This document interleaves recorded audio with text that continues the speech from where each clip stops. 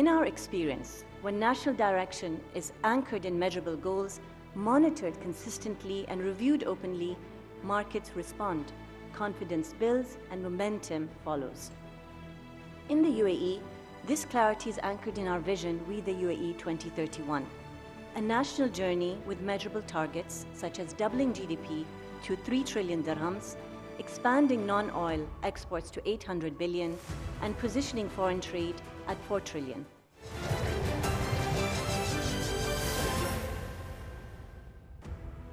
For most of modern history, development was a story told in one direction.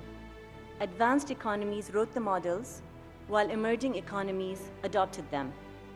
The story is changing. Today, emerging economies are no longer asking, how do we catch up? They're asking, how do we design forward? They're complementing best practices with innovative systems that solve problems the old models never anticipated. And that is profoundly a different question. You can grow GDP by attracting foreign capital. You can grow exports by offering competitive prices. But if you do not tailor the enablers, rules, and systems that sustain growth to your economy, you remain vulnerable to decisions made elsewhere. The emerging economies pulling ahead have understood this. They are not just growing, they are balancing performance with ownership.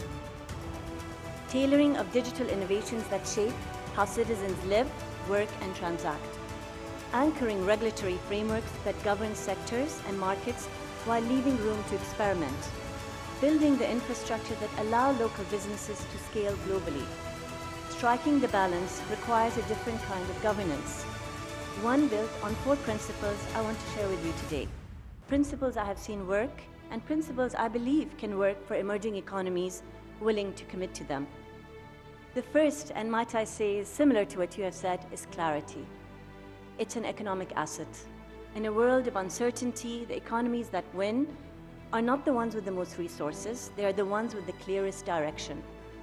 Clarity means truly deciding where you are going, then aligning policy, investment, regulation, and institutions behind that direction consistently for markets to believe it.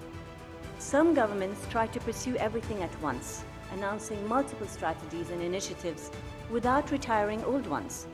The result is confusion, and confusion erodes confidence. Clarity is the opposite.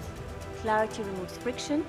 It tells investors where to place their bets and entrepreneurs which problems are worth solving for. In the UAE, this clarity is anchored in our vision, We the UAE 2031, a national journey with measurable targets such as doubling GDP to 3 trillion dirhams, expanding non-oil exports to 800 billion, and positioning foreign trade at 4 trillion. In our experience, when national direction is anchored in measurable goals, monitored consistently and reviewed openly, markets respond, confidence builds, and momentum follows. The second is data and strategic intelligence. This must precede action. We live in an era, and I say this with a pinch of salt, of radical uncertainty. Geopolitical tensions, technological disruptions, supply chain fragility. No government can predict what comes next. The best economies prepare for multiple futures. Strategic intelligence is not about forecasting with precision. It is about building a framework that detects signals early, stress tests scenarios before they arrive, and rapidly adjusting when conditions change. This is where AI becomes transformative, not as a replacement for human judgment, but as an amplifier. AI allows economies to process complexity at scale, identify patterns invisible to the naked eye, and simulate outcomes before committing resources. In the UAE, we recognized early that AI should not just be an initiative, it must become a core enabler of our nation's success. And since 2024, UAE investments in AI have succeeded over 180 billion dirhams. This is guided by a clear principle. AI is not about advancing computing only, it is about enabling better intelligence, better services, and better outcomes. But let me be clear. While AI transforms risk into preparedness, it is only as good as the governance surrounding it. Emerging economies must embed ethics, fairness and accountability into AI from the start. Because when ethics lag innovation, markets, societies, and governments all suffer. The third is simplicity. Simplicity is a growth strategy. Bureaucracy is not a side issue. It is a core economic variable. Every unnecessary procedure is a hidden tax on entrepreneurship. Every fragmented approval process is a barrier to investment. Every regulation that lags behind markets is a message for talent and entrepreneurship to go elsewhere. I have seen ambitious strategies stall, economies slow, not because programs were wrong, but because the machinery of implementation was too heavy. The lesson is stark.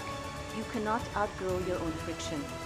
We must measure the time it takes to start a business, obtain a permit, and resolve a dispute, and hold ourselves accountable to reducing it year after year. And this is why reducing bureaucracy must become a core agenda for emerging economies. In the UAE, we took this seriously. A couple of years ago, we launched the Zero Government Bureaucracy Program. In its first phase alone, over 4,000 procedures were eliminated. Service delivery was reduced by over 70%.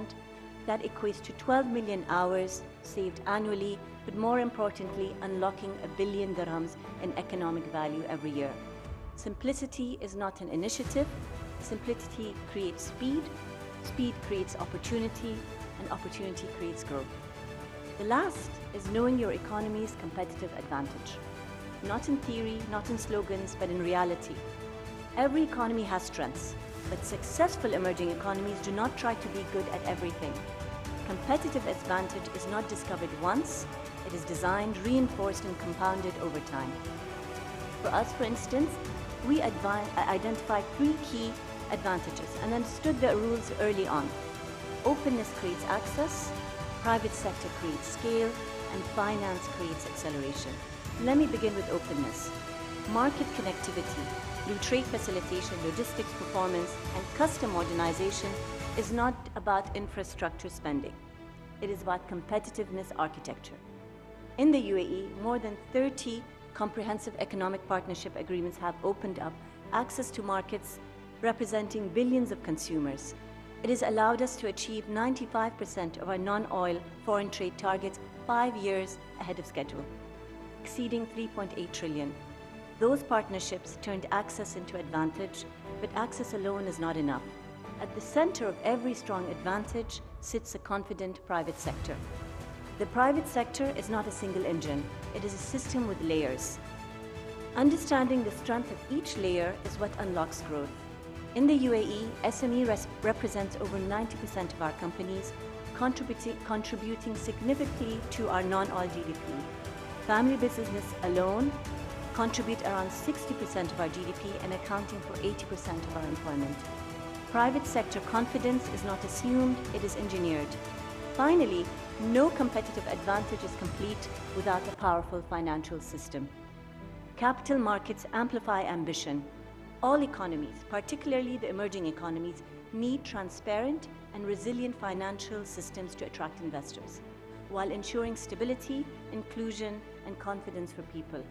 Recently, the UAE recorded a 150% surge in licensing activity and nearly $470 billion in assets under management, driven by locally domiciled funds, deeper markets, stronger governance, and regulatory reform. This is how advantage compounds. When the elements align, economies do not just grow, they become hard to displace.